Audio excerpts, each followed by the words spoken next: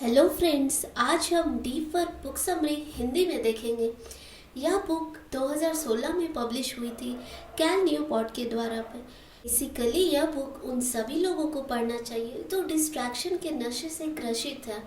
यह उनके लिए है जो अपने काम में मन लगाना चाहते हैं लेकिन लगा नहीं पाते हैं। आपको क्या लगता है, आप इसे बिना किसी डिस्ट्रैक्शन के पढ़ पाएंगे?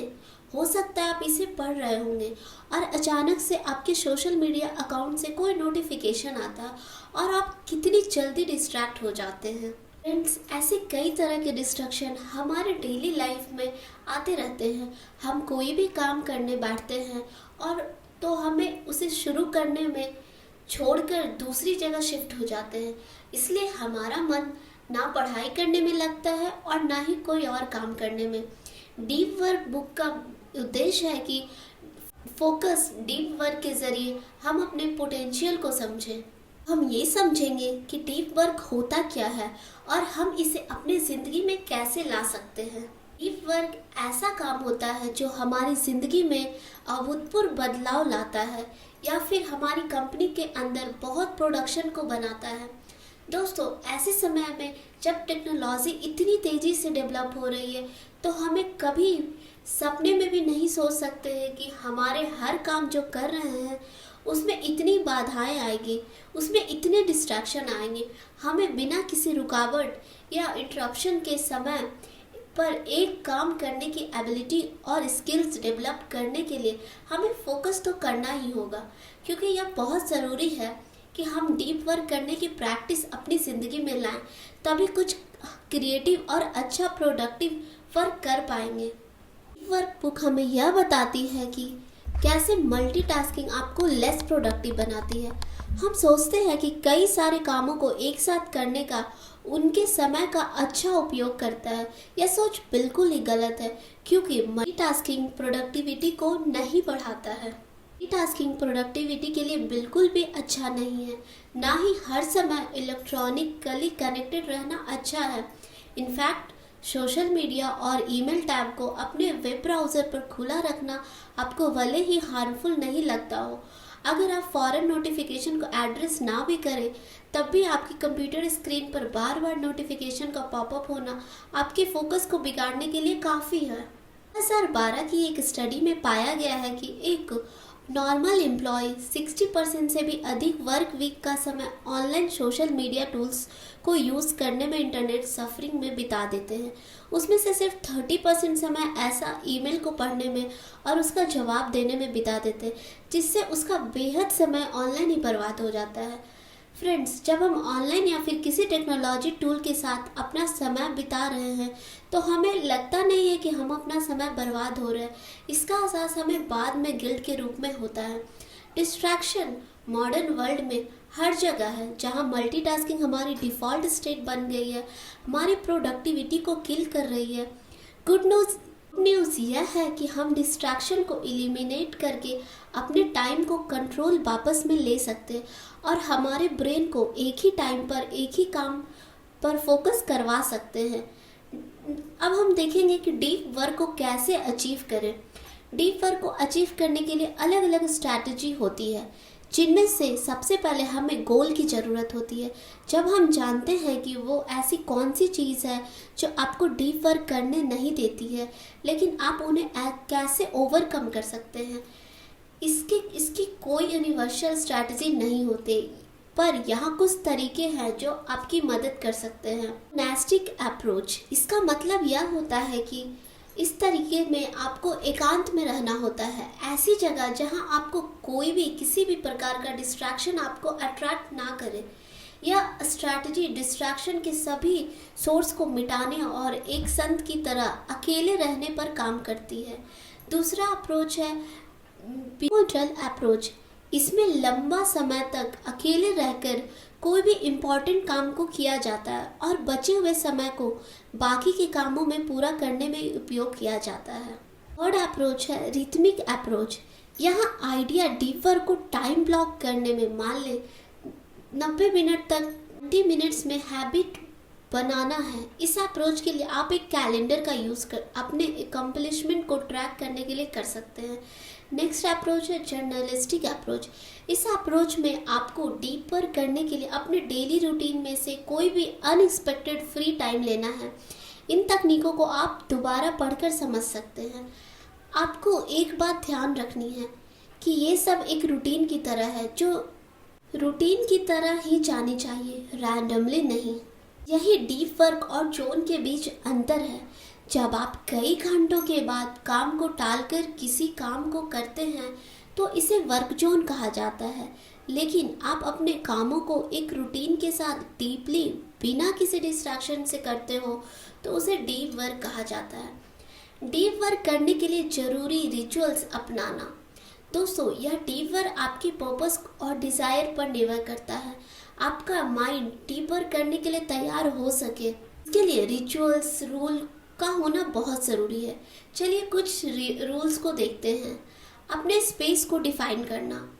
आपने देखा होगा कि कई ऑफिस के बाहर दरवाजे पर डू नॉट डिस्टर्ब का बोर्ड लगा होता है और कई लोग इसे किसी लाइब्रेरी या कॉफ़ी शॉप में बैठकर काम करना पसंद करते हैं।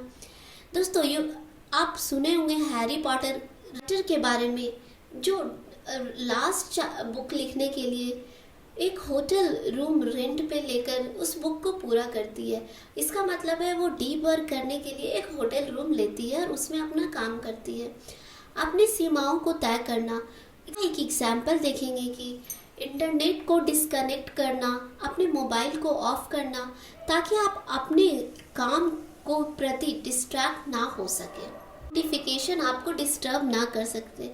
अपने माइंड पर फोकस करने के लिए आप टेक्नोलॉजी को यूज़ सेलेक्टिव बनाइए। मॉडर्न वर्ल्ड में हमारे ब्रेन्स डिस्ट्रैक्शन के आदी हो गए हैं। आफ्टर ऑल, जहाँ भी हम देखते हैं लोग अपने स्क्रीन से चिपके होते हैं, या वो गेम खेल रहे हैं, मैसेज कर रहे हैं, स्क्रॉल कर रहे हैं इंस्टाग्राम पे। प्रॉब्लम यह है कि हमारे ब्रेन आसानी से डिस्ट्रैक्ट करने के लिए मजबूर है। टेक्नोलॉजी इतनी स्पीड से डेवलप हो रही है कि हम कभी सपने में भी नहीं सोच सकते थे कि हमें बिना किसी रुकावट या इंटरप्शन के एक वक्त एक काम करने की एबिलिटी और स्किल्स को डेवलप करने पर फोकस करना होगा। हमें डीप वर्क करने की प्रैक्टिस करनी होगी। आज के यंग प्रोफेशनल को टेक्नोलॉजी ने बिल्कुल ही पपेट में बदल दिया है। वो एक साथ कई ईमेल और प्रोजेक्ट से निपटने की कोशिश करते रहते हैं, या उन्हें डीप वर्क या बिना डिस्ट्रैक्शन के काम करने से रोकता है। उन्होंने इसका सॉल्यूशन टेक्नोलॉजी और सोशल मीडिया से ब्रेक लेना और अकेले में रिवाइंड और इंट्रोस्पेक्ट करने के लिए समय निकालना बताया गया है। मेडिटेशन में एक विशेष समय की अवधि ली जाती है जिसमें आप फिजिकली रूप से तो कुछ और कर रहे हो, चलना, दौड़ना, ड्राइविंग करना, यहाँ तक कि बारिश को देखना, लेकिन मानसिक रूप से आप एक विशेष परिभाषित समस्या के समाधान पर केंद्रित करते हैं। दिमाग की इस मजबूरी को दूर करने के लिए प्रोडक्टिव मेडिटेशन उपयोगी है। यह आपके दिमाग को फिर से रिफ्रेश करके आपके फोकस करने में मदद कर सकता है। ऐसे क्षणों का उपयोग करके जो अनप्रोडक्टिव हो, जैसे अपने कुत्तों को घुमाना, शावर लेना या ट्रैवल करना, अपनी प्रॉब्लम्स को समझने के लिए आपको ध्यान रखना होगा कि आपका मन दूसरे टॉपिक्स पर डाइवर्ट ना हो। अपने आप से सवाल करें, आपको अपने गोल के पाने के लिए क्या काम करने की ज़रूरत है। सोशल मीडिया चलाने के प्रति इंटेंशन निर्धारित करें। सोशल मीडिया और इंटरनेट का यूज़ करते वक्त अपने इंटेंशन का ध्यान में रखना ज़रूरी है। इसके पीछे का यही कारण होता है कि जब जिन लोगों से हम रेगुलर नहीं मिल पा रहे हों और उन लोगों की गतिविधियों को देख सकें, जब यही लोग आपसे मिलने के लिए बुलाते हैं तो आप मना कर देते हैं। यानी कि सोशल मीडिया को चलाने का एक ही इंटेंशन साफ नहीं है। इसलिए हमें बेफिजूल का अपना टाइम न्यूज़ फीड को नीचे स्क्रॉल करते के वेस्ट नहीं करना चाहिए। पहले सोशल मीडिया एक सम इंफॉर्मेशन प्रोवाइड करवाता था, लेकिन अब यह एक यूजलेस इंफॉर्मेशन से भर गया है। इस तरह से एक नशा बन गया है। एग्जाम्पल के तौर पे, अगर आप फ्रेंड्स से टच में रहने के लिए फेसबुक का यूज़ करते हैं तो इसका यूज़ उन लोगों के साथ कम्युनिकेट करने के लिए करें, लेकिन साथ ही यह एफर्ट भी करते रहते हैं कि जब आप पॉसिबल हो तो आप उन लोगों के साथ पर्सन में ज़्यादा टाइम स्पेंड करें। सोशल मीडिया के नशे से छुड़ाने के लिए आप कौन सा मेथड यूज़ कर सकते हैं? कूल ड्रिंक मेथड यूज़ करिए। इसमें क्या होता है कि यानी कि 30 दिनों तक आप अपने सोशल मीडिया से दूर रहिए और देखिए कि पिछले महीने आपकी लाइफ सोशल मीडिया के साथ बेहतर थी या नहीं। क्या किसी ने ध्यान दिया कि आपने इसका यूज़ बंद कर दिया? यह दोनों सवाल के जवाब में ना मिलता है तो आप सोशल मीडिया बंद रखना ही बेहतर होगा। आप एक डीप वर्क शेड्यूल बनाएं। एनर्जी को रीस्टोर करने के लिए वर्क और फ्री टाइम दोनों का शेड्यूल करना ज़रूरी है। आपने देखा होगा अक्सर ऑफिस से घर आने के बाद पूरे दिन रूटीन वर्क करने के बाद हमारा कुछ भी करने का मन नहीं करता है। हम एक ही रूटीन में स्टक हो जाते हैं, जहाँ टीवी देखते हैं, फ़ोन को स्क्रॉल करते हैं, कंप्यूटर को घूरते रहते हैं, या फिर जब हम फाइनली हमारा सोने का वक्त होता है तो हम जब घर आने के बाद से भी ज़्यादा टायर्ड महसूस करते हैं। यह एक्ट हमें अगले दिन के लिए लो एनर्जी में छोड़ देता है। इसका मतलब यह है कि हम नेक्स्ट डे और ज़्यादा टायर्ड महसूस होती है। इस सिचुएशन को हैंडल करने के लिए अपनी सभी एक्टिविटी को शेड्यूल करें, मतलब टू डू लिस्ट बना लें। हर दिन की शुरुआत में एक ऐसा शेड्यूल बनाएं जिसमें अपने पूरे दिन को कम से कम 30 मिनट के टाइम ब्लॉक में डिवाइड किया हो। इस शेड्यूल में आपको वर्क और पर्सनल टास्क जैसे ईमेल, रिलैक्स करना, खाना खाना टाइम सेट करना चाहिए। यह जरूरी नहीं है कि आपका शेड्यूल एक दिन में ही बन जाएगा, लेकिन यदि ऐसा होता है तो आप अपने टाइम ब्लॉक्स को रीअरेंज करें। यदि उसमें कोई दिक्कत आ रही है तो इस एक्टिविटी का आइडिया किसी रूल को स्ट्रिक्टली फॉलो करना नहीं है, बल्कि इसे प्रॉपरली स्पेंड करने की अवेयरनेस को कल्टीवेट करना है। जब आप शेड्यूल बनाकर अपने कामों को करते हैं तो यह आपको इवनिंग और वीकेंड की प्लानिंग करने में आपकी हेल्प करेगा, ताकि आप गोल को पर फोकस कर पाएंगे।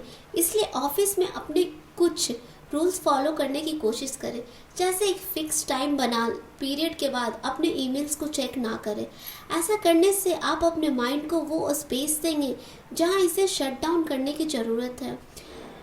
फाइनली अपने इवनिंग वीकेंड्स के दौरान इंटरनेट एक्टिविटीज़ के अलावा बाकी की एक्टिविटीज़ प्लानिंग करते हुए अपने माइंड और बॉडी को फिर से इनर्जाइज कर सकते हैं। हो सकता है रीडिंग, एक्सरसाइज, लव्ड वन के साथ क्वालिटी टाइम स्पेंड करके आप खुद को एनर्जी दे सकते हैं। यह बुक हमें यह बताना चाहता है कि इस आधुनिक दुनिया में डिस्ट्रैक्शन हर जगह मौजूद है। मल्टीटास्किंग हमारी डिफ़ॉल्ट स्टेट बन गई है और हमारी प्रोडक्टिविटी को बिल्कुल ही किल करती है। दोस्तों, खुशी की बात यह है कि हम अपने डिस्ट्रैक्शन को हटाकर अपने समय को कंट्रोल में वापस ले सकते हैं और अपने दिमाग को एक समय पे एक काम करने पे फोकस कर सकते हैं। बुक समरी को सुनने के बाद आप 21 दिन तक ये चैलेंज ले सकते हैं, इस बुक को फॉलो कर सकते हैं और अपनी लाइफ बदल सकते हैं। Thank you so much for listening.